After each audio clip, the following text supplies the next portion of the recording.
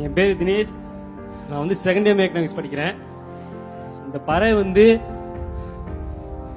அப்பாட்ட பேசுறது இல்லை.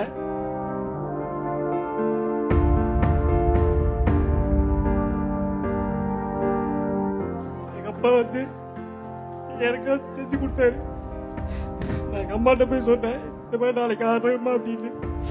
அப்பாட்ட போய் சொல்லி செஞ்சுதான் சொல்லுங்க சொல்லி சொன்னேன். அதுக்கு அவங்க செஞ்சு கொடுத்தாரு.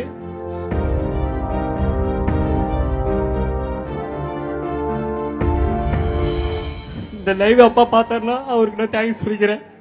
அவர்கிட்ட நான் பேசுறது இல்ல. நிச்சயமா அவர் பார்த்துட்டு இருப்பாரு. இங்க இருக்க ஒவ்வொருத்தரும் உங்களோட இருப்பாங்க.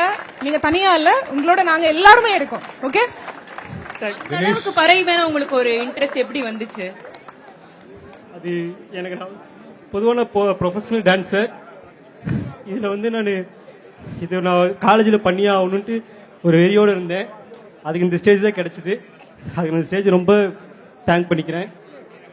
இன்னொன்று, இந்த நிகழ்ச்சியோட நோக்கமும் அதுதான் தினேஷ். இன்னும் நீங்க வளரணும், இன்னும் உங்களோட திறமை வெளிப்படணும்.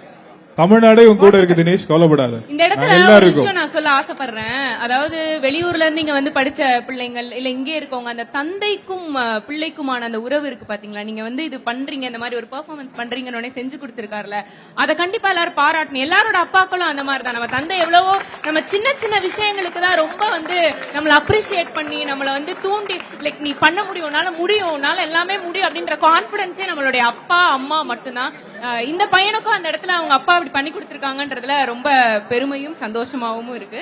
நியூஸ் தமிழ் உங்களுக்கு இந்த மாதிரி ஒரு அரிய வாய்ப்பு கொடுத்து நீங்க அதுல வந்து ரொம்ப அழகா ரொம்ப மெய்சில இருக்கிற வைக்கிற ஒரு பெர்ஃபார்மன்ஸ் கொடுத்திருக்கீங்க. ரொம்ப நன்றி.